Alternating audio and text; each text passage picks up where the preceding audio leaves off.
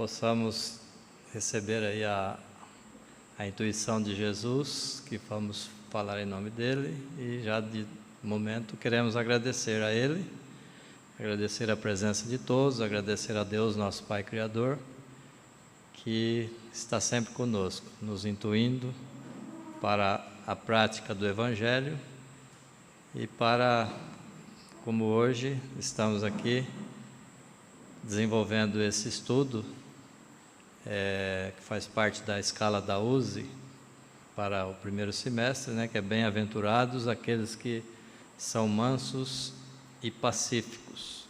Então, essa é uma promessa de Jesus que nos promete para nós a felicidade, mas nesta condição, de mansidão e de pacificidade. E como vem de Jesus, acreditemos, confiemos que essa felicidade vai chegar, porque Ele é o nosso guia e modelo, guia para ser seguido e modelo para ser,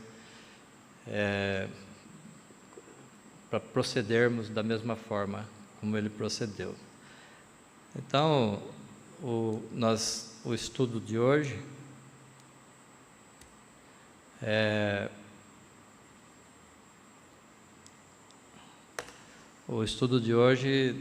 nós nos embasamos no Evangelho segundo o Espiritismo, no capítulo 9, no Livro dos Espíritos, na questão 924, e na Gênesis, capítulo 17 e 18, para que possamos refletir sobre o tema de hoje, tá? Então, a gente sempre costuma dizer que não fazemos palestra, simplesmente desenvolvemos esse estudo e viemos aqui dividir com vocês para reflexão aí de cada um. Primeiramente, daquele que está aqui vos falando, que é o mais necessitado. Então, o texto evangélico utilizado: bem-aventurados os mansos, porque eles herdarão a terra. Bem-aventurados os pacificadores, porque eles serão chamados filhos de Deus. E mais à frente: ouviste o que foi dito aos antigos: não matarás, e aquele que matar estará sujeito a julgamento. Eu, porém, vos digo que todo aquele que se encoleriza com seu irmão estará sujeito a julgamento, e quem disser ao seu irmão raca estará sujeito ao sinédrio, e quem disser louco estará sujeito à jena do fogo, o vale do fogo e o inferno. Então com base nesse texto, nesses textos que nós vamos refletir hoje nesses ensinamentos. Então, para que a gente possa seguir em frente, trouxemos aqui alguns significados. A palavra raca é uma palavra aramaica, cognata do termo hebraico, e quer dizer, tem a conotação de vazio, É uma expressão que era utilizada na linguagem coloquial para expressar desprezo, expressar, com significado de cabeça oca, cabeça de vento, como nos dias de hoje nós utilizamos essas palavras, cabeça vazia, sem miolo, tolo, bobo, tá? E essa palavra ela era pronunciada pelos judeus quando desprezava alguém. Eles mencionavam essa palavra e cuspia olhando do lado, para demonstrar mais ainda o desprezo por alguém. Quando ele fala do sinédrio, nós sabemos que era aquela corte suprema do povo judeu na época de Jesus. Então, essa era uma assembleia judicial que tinha a função de interpretar a lei de Torá, a lei de Moisés, que eram os 5 livros lá de Moisés, e além de tomar as decisões com relação à comunidade judaica. Então, era uma instituição poderosa lá, E era composto de 71 membros, e uma dessas então eles utilizavam como corte judicial, né? Como parte de legislação, de introduzir leis, e também administrativa ali com relação ao povo judeu sobre as questões políticas, sociais da época, né? Então, nesse Sinédrio, na época de Jesus, ele teve muita importância ali na vida de Jesus, né? Um papel importante ali com relação à condenação de Jesus. Então, foi diante dessa corte que Jesus foi julgado e condenado ali à morte, né? Mas como os judeus só podiam julgar e condenar, né? Não podia executar a pena de morte, então por isso que foi levado primeiramente ao Herodes e depois ao Pilatos, né? Que Pilatos então concedeu ali a execução da pena de morte, né? E ali, mais à frente, né? Jena, né? Não está funcionando aqui hoje. A Jena, para enfatizar a gravidade do pecado, né? E a importância ali da conversão daqueles que necessitavam, né? Do arrependimento. Então, Jena é um vale ali, né? Era um vale ali próximo de Jerusalém, onde eles executavam aqueles sacrifícios, né? Quando oferecia em sacrifício os animais, né? Para quando cometiam um pecado, então era levado lá para ser sacrificado aqueles animais. E também era usado para referir o inferno, né? O lugar de suplício, porque como o local era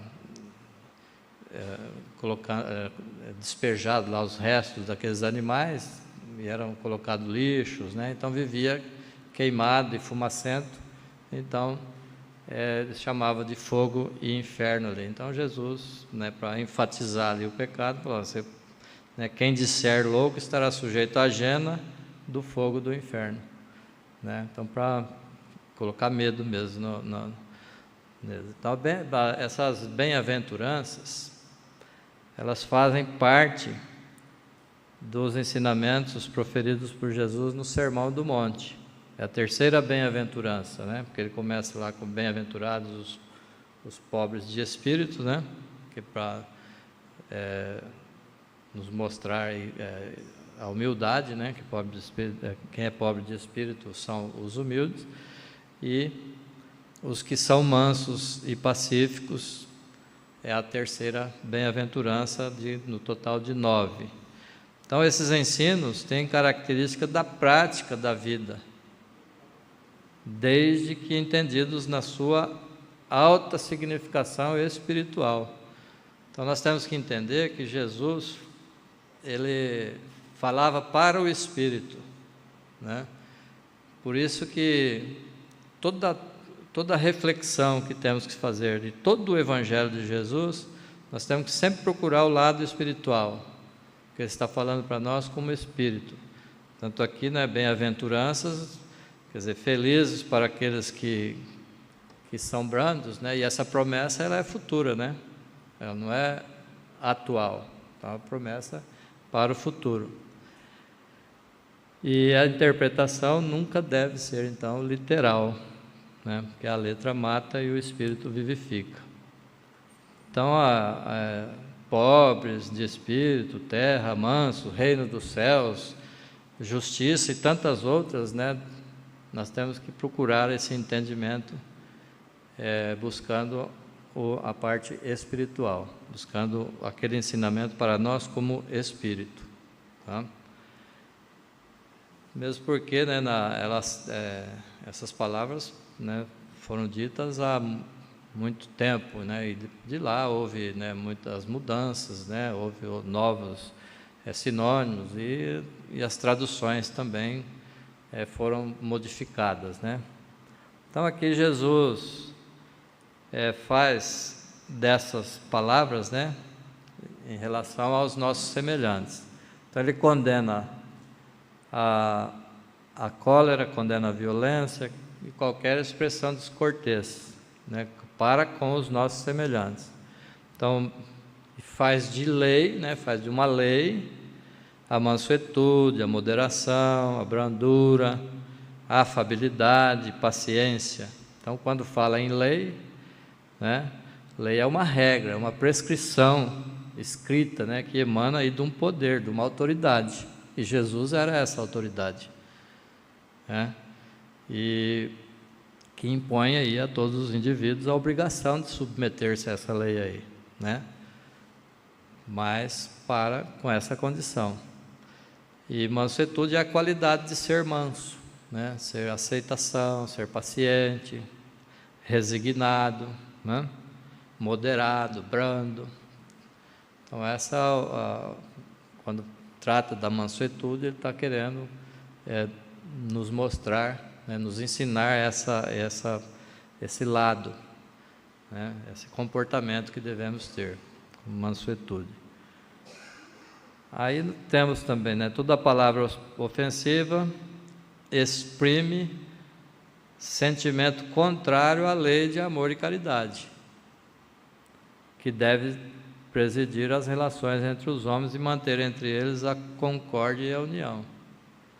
Então, qualquer palavra ofensiva vai desviar do amor e da caridade, que é uma virtude ensinada por Jesus, que é o amor e a caridade. Então, qualquer palavra ofensiva vai nos desviar dessas virtudes, desse caminho. Então, essa ofensa ela é contrária, né? Ela rebate a lei de amor e caridade. Porque se temos palavras ofensivas, essas palavras ela parte do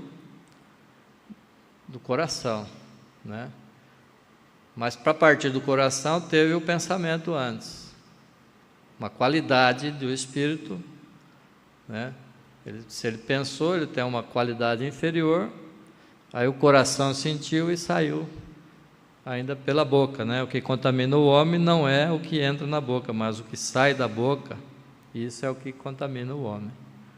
Então toda palavra ofensiva ela vem daquele sentimento que temos no nosso coração, que Jesus, aí a proposta de Jesus é essa transformação, essa mudança que devemos fazer em nós. Então uma palavra ofensiva, além de alimentar o ódio e o rancor, também é um insulto à bondade e à fraternidade que deve existir entre todos os irmãos.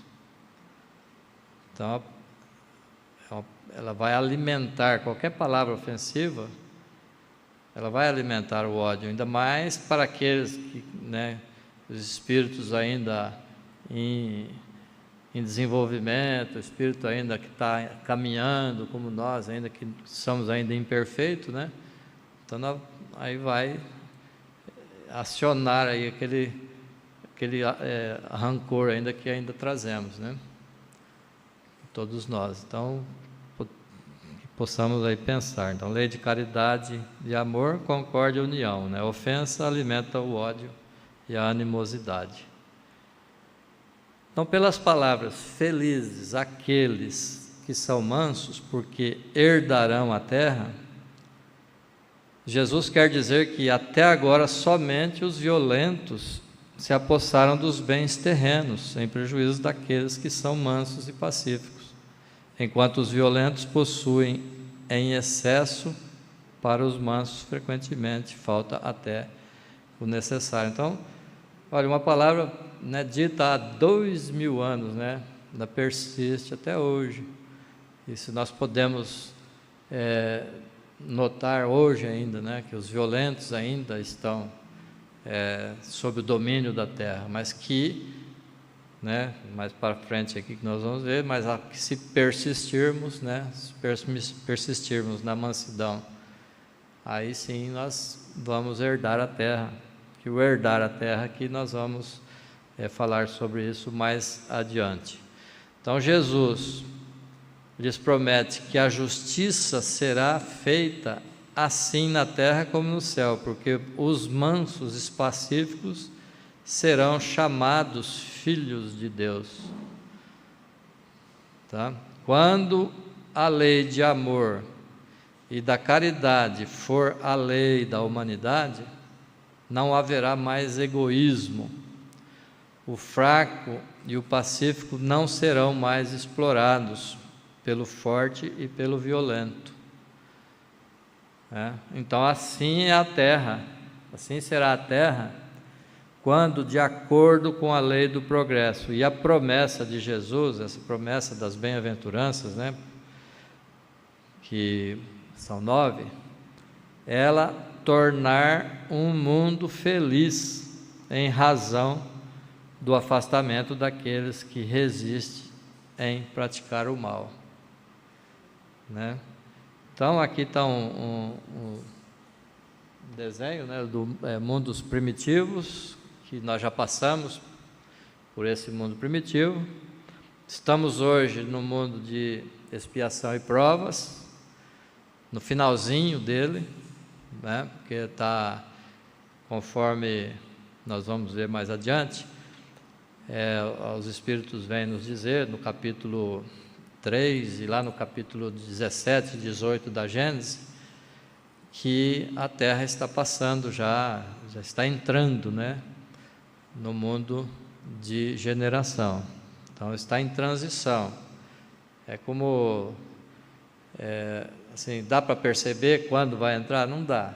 É como uma cor do arco-íris, né? Você não sabe quando termina o vermelho e começa o amarelo, né? Quando termina o verde começa o azul, vice-versa. Então, é uma transição lenta.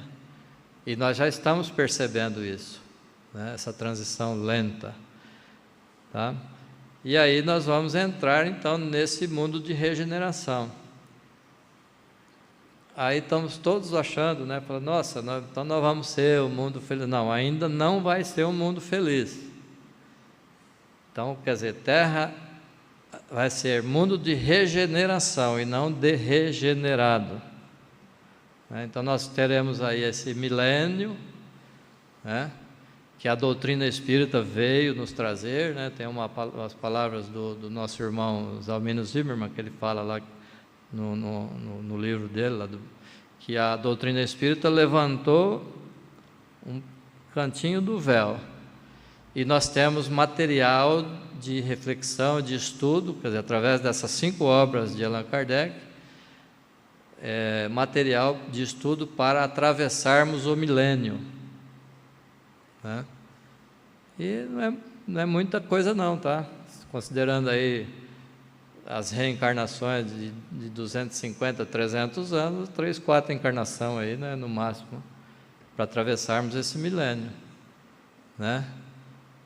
E aí sim, depois de regenerados, aí nós aí seremos mundos felizes.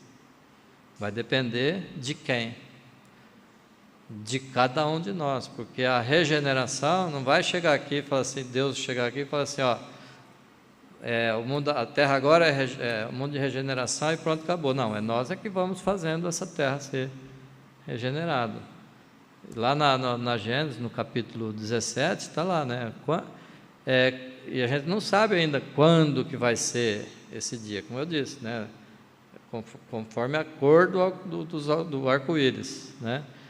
Quanto a este dia, está lá em Marcos 33, quanto a este dia e a essa hora, ninguém sabe, nem os anjos que estão no céu, nem o Filho, mas somente o Pai. Quer dizer, nem Jesus sabe quando que vai ser essa mudança, essa transformação. Por quê? Porque depende do nosso livre-arbítrio, né? E se nós nos esforçarmos, né? Eu lembro de ter visto aí, Emmanuel, algum espírito que fala que nós estamos 600 anos atrasados, que já era para termos aí a cura do câncer, né? Um monte de coisas boas aí, não temos ainda, porque ainda somos resistentes à prática do mal ainda, né?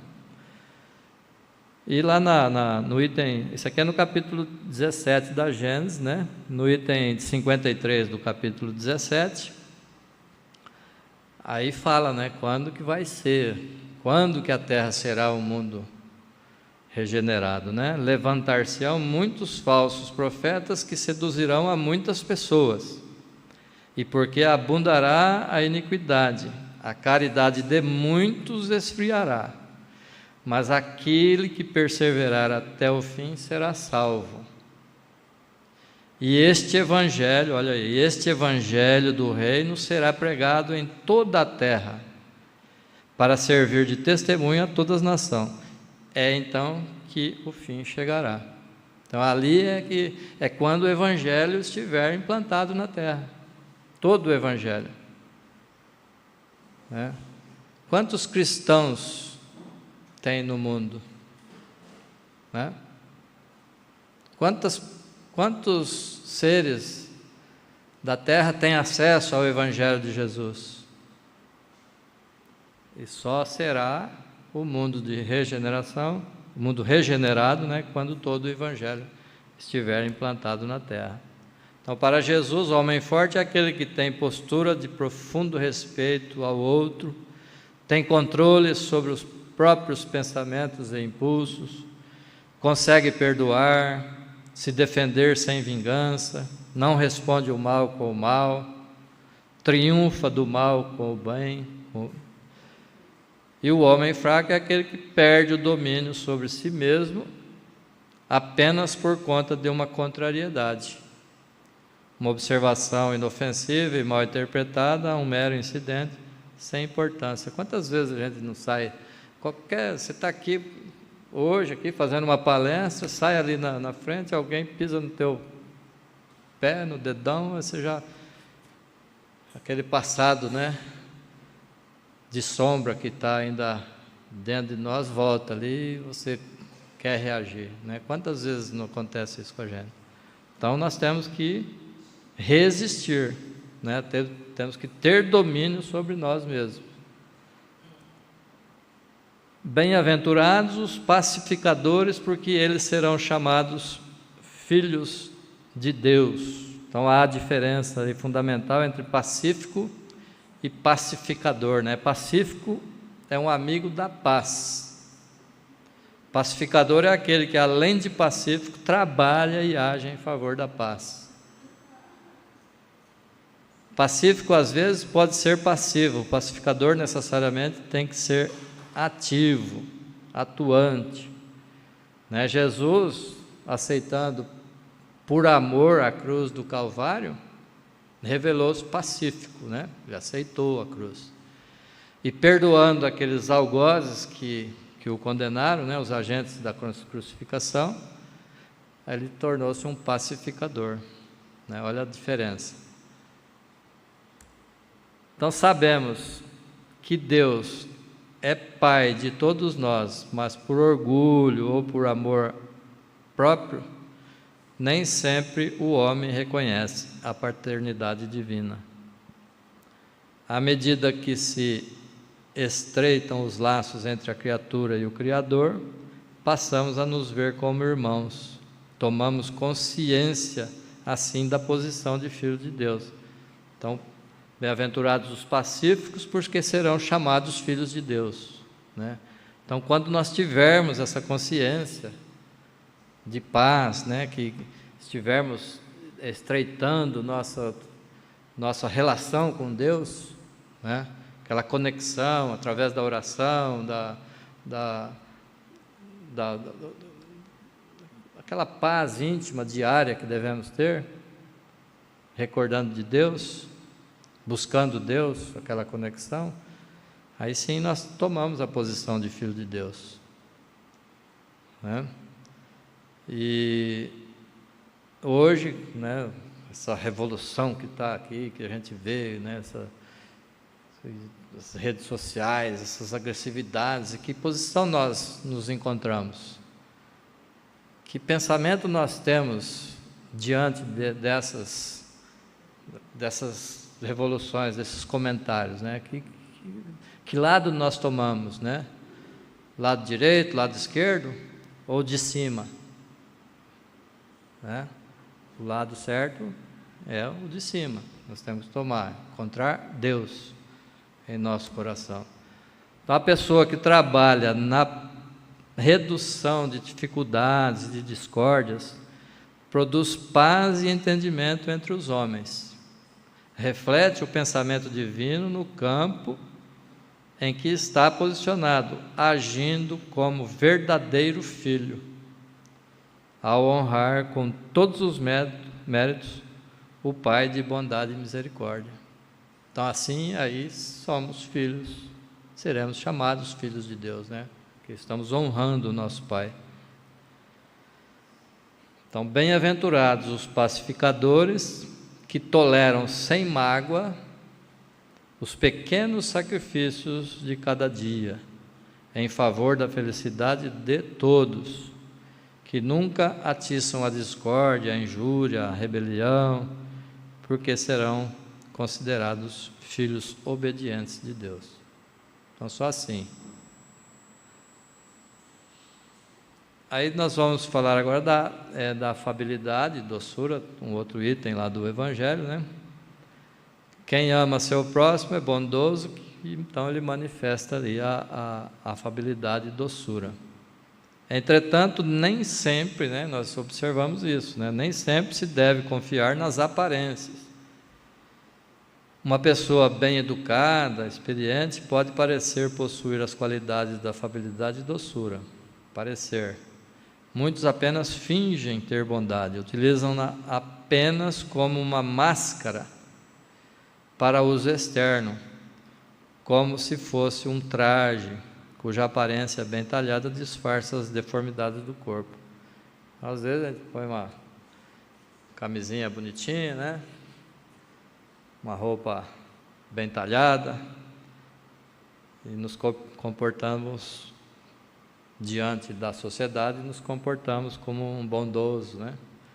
Mas por detrás, na hora que estamos em casa, no lar, né? O mundo está cheio desse tipo de pessoas que têm o sorriso nos lábios e o veneno no coração, que são mansas desde que nada as incomode, mas que agridem a menor contrariedade, que costumam falar bem quando estão pela frente, mas pelas costas suas palavras transformam-se em dardos venenosos. A essa classe ainda pertencem os homens que são bondosos quando estão fora de casa, mas que no lar são verdadeiros tiranos, fazendo com que sua família e seus subordinados suportem o peso do seu orgulho e da sua opressão. Sua vaidade alegra-se quando podem dizer: aqui eu mando e sou obedecido, sem lhes ocorrer que poderiam acrescentar: e sou detestado, né? Porque não adianta mandar e ser obedecido. Aquele cuja afabilidade e doçura não são fingidas nunca se contradiz.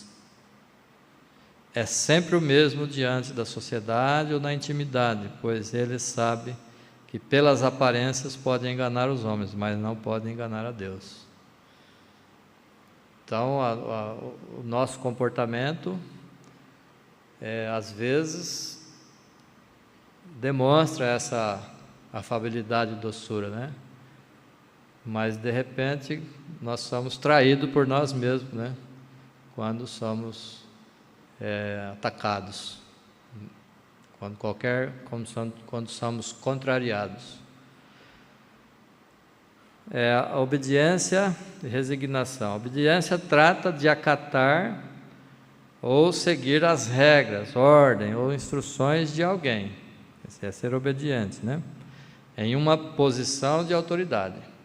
É a disposição de fazer o que foi solicitado, muitas vezes sem questionar, devido ao reconhecimento ou aceitação dessa autoridade. Resignação refere-se à aceitação de uma situação, muitas vezes adversa, sem reclamação ou resistência. Ser resignado é a capacidade de se submeter ao que não se pode controlar ou mudar, muitas vezes com uma atitude de tranquilidade ou paz interior. Então, é o que Jesus pede para sermos resignados, porque tem muitas coisas que nós não podemos mudar. São expiações que temos e que temos que passar. Então, não tem como mudar. Então, temos que ter essa resignação, confiar em Deus, né? buscar lá o capítulo 5 do Evangelho segundo o Espiritismo, né, que lá fala do bem-aventurados aqueles que choram, né, porque serão consolados. Lá nós encontramos o motivo desse sofrimento nosso. Em resumo, obediência está relacionada ao cumprimento de ordens, enquanto resignação está mais associada à aceitação passiva de circunstâncias inevitáveis. Circunstâncias inevitáveis por que passamos. Então, se não tem como evitar, então vamos ser resignados. A doutrina...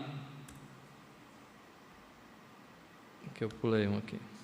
A doutrina de Jesus promove a obediência e a resignação como virtudes essenciais. São as principais virtudes. A obediência é a concordância com a razão, né? Enquanto que a resignação provém do coração. Ambas necessárias para enfrentar as dificuldades da vida. Então, a razão, raciocínio, porquê, né? Agora a resignação é do coração, então vamos aceitar resignado as circunstâncias da vida. Lá no Livro dos Espíritos tem a pergunta 924, né? Há males que independem da maneira de proceder do homem e que atingem mesmo os mais justos. Nenhum meio terá ele de os evitar? Falamos agora, né? Que são circunstâncias inevitáveis. Então, deve resignar-se e sofrê-los sem murmurar. Essa é a resposta dos Espíritos. Se quer progredir. Sempre, porém, lhe é dado aurir consolação na própria consciência que lhe proporciona a esperança de melhor futuro, se fizer o que é preciso para obtê-lo. Então, aquela confiança, aquela fé que temos em Deus, a fé que temos nas promessas de Jesus,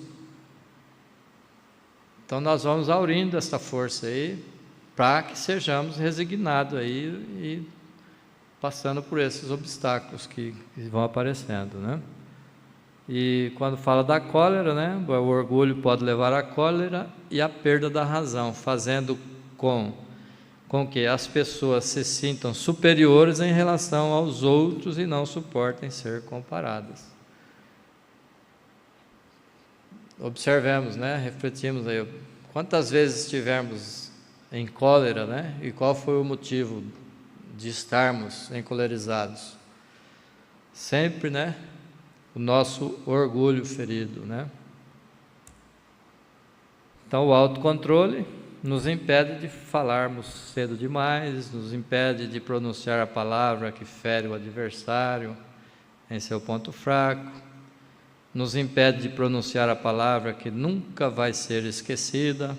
Quantas vezes, né, que aí depois que saiu a palavra saiu da nossa boca, não tem mais como voltar, né? Já foi, já está aí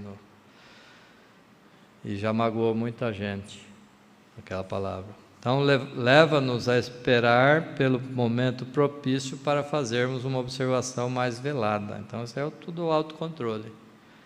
Leva-nos algumas vezes a nos calar completamente. Aí, como nós falamos lá no capítulo 27 da Gênesis, né? 27 não, item 27, né, do capítulo 18, Sinais dos Tempos, né, o último capítulo.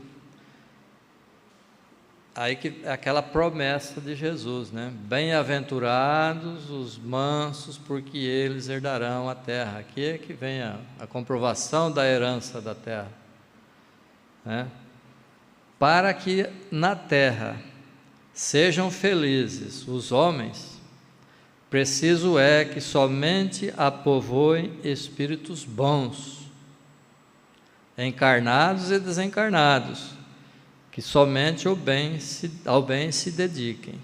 encarnados e desencarnados, porque às vezes pode estar um monte de espírito bom aqui encarnado e um monte lá em cima, né, nos atrapalhando aqui, né, nos obsidiando, né? Mas não, tem que estar espíritos bons, encarnados e desencarnados. Aí fala assim: havendo chegado o tempo, grande emigração, né? Emigrar é sair, né? Se verifica, olha o verbo, né? Se verifica, quer dizer, isso quer dizer que está acontecendo. Quando? Em 1869, quando foi escrito esse texto aqui. A Gênesis foi lançada, foi editada em 1869. Então, grande imigração se verifica dos que a habitam. Há dos que praticam o mal pelo mal, ainda não tocados pelo sentimento do bem. Então, quem quiser saber quem vai ficar aqui na Terra e quem vai sair, é só observar isso aqui. Se autoconhecer, né, e verificar se está nessa situação. Praticam o mal pelo mal, quer dizer, eu faço de novo e vou continuar fazendo, não quero nem saber, né? Então, esses ainda não estão tocados pelo sentimento do bem. Muitos de nós, principalmente os espíritos, ainda fazem o mal, mas já têm, né, já são tocados pelo sentimento do bem, não querem fazer, né? Quando Paulo diz, né, que o bem que eu quero ainda não faço, mas o mal que não quero ainda faço, não é assim que Paulo fala? Então, esses são aqueles que vão ficar aqui para se regenerar, né? Porque se eles fazem o mal, ainda tem que se regenerar. Agora, esses ainda não tocados pelo sentimento do bem, esses não têm condição de se regenerar ainda, né? Irão expiar o endurecimento dos seus corações, uns em mundos inferiores, quer dizer, outros mundos, outros em raças terrestres ainda atrasadas, né? Vamos pegar aí um cantinho da Terra lá, né? Que ainda tem umas raças ainda que está precisando de conhecimento, né? Porque muitos são inteligentes, né? São maus, mas são inteligentes, pode levar o conhecimento lá. Equivalentes a mundos daquela ordem, aos quais levarão os conhecimentos que hajam adquirido, tendo por missão fazê-los avançar. Então, todos, Jesus aproveita todos os espíritos, né? Quando vieram de lá para cá, né, de Capela para cá, eles trouxeram conhecimento para nós, que ainda era uma raça primitiva, né? Trouxeram muitos ensinamentos. Substituí-los-ão espíritos melhores, que farão reinem em seu seio a justiça, a paz e a fraternidade. Então vai sair espíritos ainda não tocados pelo bem, e vai chegar aqui espíritos superiores, né, já avançados, que vêm nos ensinar ao cumprimento da lei, por exemplo, né, que ainda temos muita dificuldade, né? Nós temos dificuldade em cumprir as leis dos homens, né? A terra, no dizer dos espíritos, não terá de transformar-se por meio de um cataclismo que aniquile de súbito uma geração, né? Muita gente está pensando que vai ter esse cataclismo, né? Vai ter explosões, vulcões, né? Não. A atual desaparecerá gradualmente e a nova lhe sucederá do mesmo modo, sem que haja mudança alguma na ordem natural das coisas. Eu gosto muito de ouvir o Jorge Elahad, né? Ele fala assim, ó, nós vamos continuar colhendo manga das mangueiras, né? Laranja dos laranjais, não vai ter uma transformação, né? A gestação ainda vai ser, né, pela barriga, não vai ter mudanças excepcionais, né? A ordem, o que vai ser uma transformação, a transformação moral, isso sim vai ser transformado. Tudo, pois, se processará exteriormente, como só acontecer com a única, mas capital diferença de que uma parte dos espíritos que encarnavam na Terra, aí não mais tornarão a encarnar. em cada criança que nascer, em vez de um espírito atrasado e inclinado ao mal, que antes nela encarnaria, virá espírito mais adiantado e propenso ao bem. Muito menos, pois se trata de uma nova geração corpórea, né? Continuar sendo cabelo, né?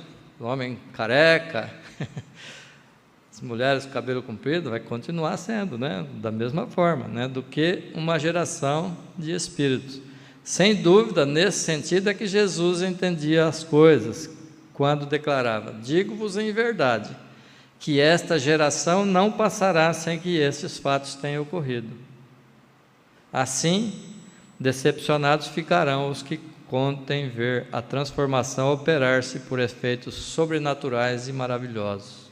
Não vai, né? Não vai descer aqui espíritos, né, perfeitos para, né, grande. Pode descer né, como veio Jesus trazer a mensagem dele de vez em quando, né? Mas quem tem que se transformar somos nós, individualmente, pelo esforço de cada um. Jesus veio trazer a mensagem, falou: olha, mas ele não transformou ninguém. Maria Madalena, né, não sei se aconteceu isso mesmo, mas no filme que nós assistimos aí na Netflix, né, da Madalena, ela pediu: Jesus, me cura, né? Porque ela tinha obsessão, né? Tinha bastante espíritos obsessores. Então ela pediu para Jesus curar. Ele falou: não, essa cura eu não faço. Essa cura tem que partir de cada um, né? E tirar o espírito ali, não. Ela tem que. Isso aí nós aprendemos, né? Na doutrina espírita, né? Para afastar um espírito mau, né, que nós atraímos com os pensamentos maus. Então, para afastar um espírito mau, nós temos que pensar no bem e praticar o bem. Aí o mal vê que não vai valer a pena ficar do nosso lado, ele se afasta e vai embora. Então é essa a mensagem de hoje. Muita paz a todos, que Jesus possa abençoar-nos e possamos aí buscar aí a mansidão e encontrar aí uma terra, né, regenerada futuramente. Muito obrigado.